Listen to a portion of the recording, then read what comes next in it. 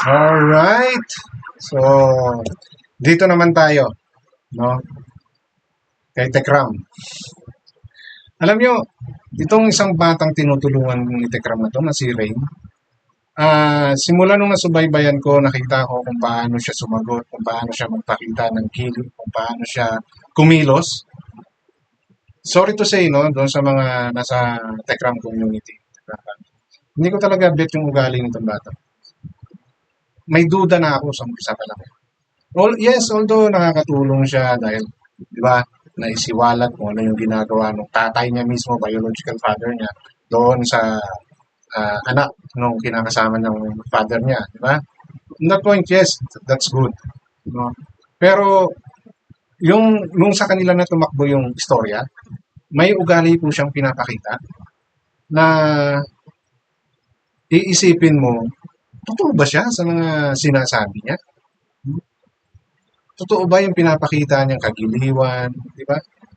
Totoo ba yung mga asal na pinapakita niya? Pasensya na po, no? At pati na rin kay Tekram. Gusto ko lang po mag-share ng aking opinion about this matter. Especially, kumbaga, tutulungan siya, susuportahan siya ni Ramil. Tapos ganitong klaseng bata yung makikita. Di ba? Ganito yung ugali. Di ba? Baka po hindi naman sa hinihingi, hindi naman sa kino-compare ko, baka mas malala pa to. Balang araw. No? And especially medyo mas may edad na to. Di ba? So, ngayon pa lang, no? Hindi na siya sumusunod sa nanay niya. Natatandaan ninyo yung first time na nagtalo sila, doon pa mismo, no? Sa bahay nila Ramil. Pinagsabihan ng nanay niya about sa pagsi-cellphone kung ano-ano yung sinabi niya sa nanay niya. Now, naulit na naman. Diba? Binibigyan siya ng magandang comfort, inaayos sila, inaayos siya, anong ginagawa niya. Nung una, okay lang siya na maiwan sa bahay ni Ramil. Bandang huli, gusto niya sumama sa mga magulang niya. Why? Because ayaw niya magpa-control. Yun yung iniisip ko. I hope I'm wrong. No? Kasi, bakit suddenly gusto mo nang umalis at sumama sa mga magulang? Nawat na mismo bigla. Nasaan na yung sinasabi mo na gusto mong matupad yung pangarap? Nasaan na yung gusto mong susunod ka sa mga rules na ibibigay ni Tekram? Na simple, no? Na inaawat ka lang sa cellphone, hindi mo nagawa. At yan ay inulit mo. So yun po yung lalamanin ng content ko natin. At kung bago pa lang po kayo sa aking channel, no, or kung unsubscribe man kayo sa aking channel, no, welcome back po. Kung kayo man po ay manood, ha? Welcome back po ulit sa aking channel. At kung meron po kayong comment, suggestion, recommendation, leave it on our comment section. Issue lang po tayo. Walang personalan, na nababanggit ko lang po. Hindi po ako naman personal. Okay? So, sa mga nag-unsubscribe at kayo po ay bumalik, welcome po kayo ulit. At maraming salamat po sa muling pag-support. Okay? So, pakinggan po natin itong mga pinagsasabi, no, nitong si Rain. No? Nabasa ko yung comment section ni Rain, baguhin mo yung ugali mo, iho. No?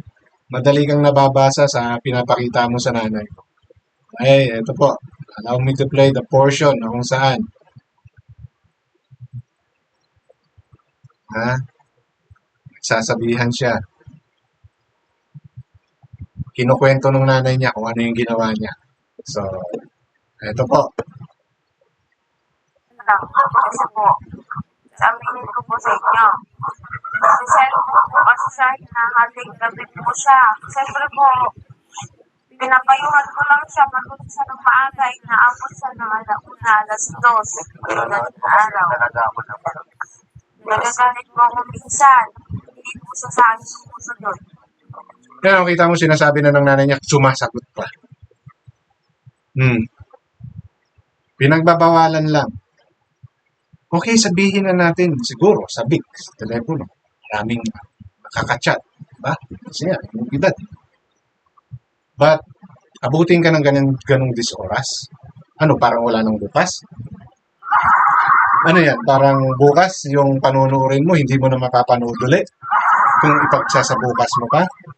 Ganoon ba yon? Yung kachat mo ba, hindi ba pwedeng bukas nyo na ituloy na urgent ba yan? Is a matter of life and death ba yan? Di ba? Para hindi mo sundin.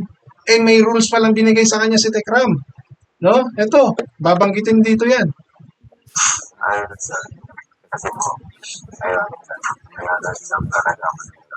Kaya po yung sabi na, kukunin ko ba yun sa Hindi naman po sa inano ko po rin yung cellphone sa akin lang po.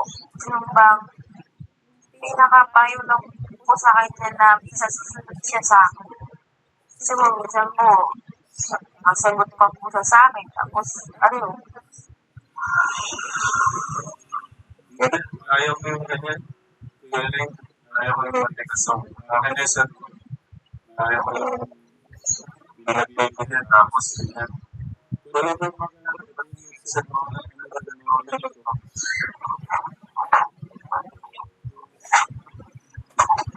kasong Diba? Yung tingin niya pa kay Tekram, parang masakit. Parang masama pa loob mo. Utoy ah. So, pinagpapayuhan lang naman ng nanay. Bakit hindi mo maintindihan yun, Ray? No? Hindi ka naman pinagdadamutan. And actually, nabanggit po talaga dyan. No? Panoorin nyo na lang po yung buong live na to. Parang binigyan siya ng oras eh. May certain time lang siya na pwedeng mag-cellphone. And I think that one comes from Ramil. No? Kasi nga, nangyari na before. Diba? Nangyari na before yung issue nila na yan. Pero, binabaliwala niya. No, nangangatwiran pa siya ngayon. Na minsan po, ganun. Hindi. So, ibig sabihin, hindi mo iniintindi yung sinasabi ng magulang mo. Na mangangatwiran ka lang. Nadadaanin mo na naman sa galit-galit mo. Lalayas ka na naman. Kasi ganun yung sinabi mo eh. Nung una, diba? Pag ako lumayas dito, mapipigil mo ba ako? Kapag mabanta ka pa at pagbibitaw mo ng hindi magandang salita. Nasabi din dyan ni Tekram, no? Nag-aral ka or you experience living in a convent, diba? Sa kumbento. Diba? Bakit ganyan ka mumasal? Diba?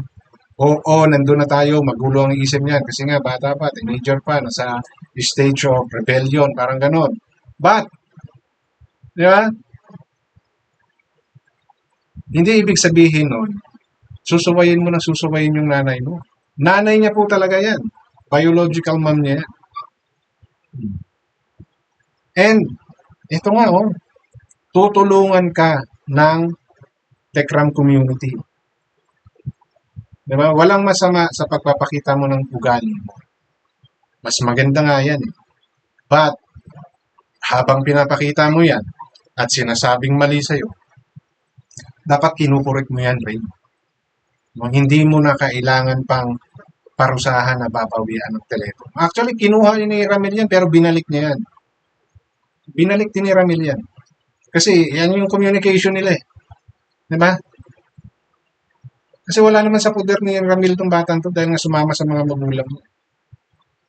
So doon pa lang, no, sa pagbabago ng isip niya na yon, duda na ako na ito ay talagang totoo sa gusto niyang sa sinasabi niya. Tulad ng inisip ko, magulo pa ang utak niya. So guidance ang kailangan. But as you guide, no, Rain, habang ginaguide ka na mga taong nagpapahalaga sa iyo, matuto kang mag-isip. No? Matuto kang mag-analyze ng mga ginagawa mo. Hindi yung nararamdaman mo. Okay? Learn to control your emotions. Oo, hindi mayalis na yan ay stage of confusion. Yan yung edad na medyo magulo yung isip. Na yan yung edad na gusto pag naisip gagawin kagad. No? Pinagdaanan natin lahat yan. Pinagdaanan ko yan. No? Pero matuto kang mag-isip. Di ba? And mukhang meron ka naman yun eh. Ayaw mo lang gamitin. No? Kasi feeling mo, kaya-kayanin mo yung nanay mo. Di ba? Kasi kumbaga, nabuhay ka na. na malayo sa kanila. Di ba? Pero mas dapat mong pahalagahan ngayon dahil naranasan mo eh. Yung buhay na malayo sa magulang mo na hindi sila yung nag-aalaga sa iyo eh. Di ba? Hindi yung ganyan na magmamatigas ka pa talaga eh. Kung nakukuha mo pang sumagot nang wala sa ayos. So, oras na hindi mo binago yan, hindi ka makakitaan ng pagbabago sa ugali mo rin. Tatabangan sa'yo yung mga taong gustong sumuporta. Totoo yan. No? Kahit na gustuhin man ni Ramil na suportahan ka, maaaring ang mangyayari niyan, si Ramil lang ang susuporta sa'yo. Yung mga ibang gustong magbigay ng tulong sa'yo, mawawala ng gana yan. No? Kasi hindi ka marunong sumunod. Hindi ka marunong sumunod sa mga rules na ibinibigay sa'yo. Simple. No? Simpleng rules lang yan ng mga magulang. Di ba? Hindi lang ikaw ang nakaka-experience ng ganyan. Halos lahat ng nasa stage mong ganyan. No? Ngayon, kung ayaw mo na mapagsabihan ka, disiplina ka, di ba? Much better na sabihin mo na ngayon pa lang kayo. No? Much better. Kasi hindi naman nakulang ng paalala sa inyo si Ramil. Sa inyong lahat, pati nga nanay mo. Di ba?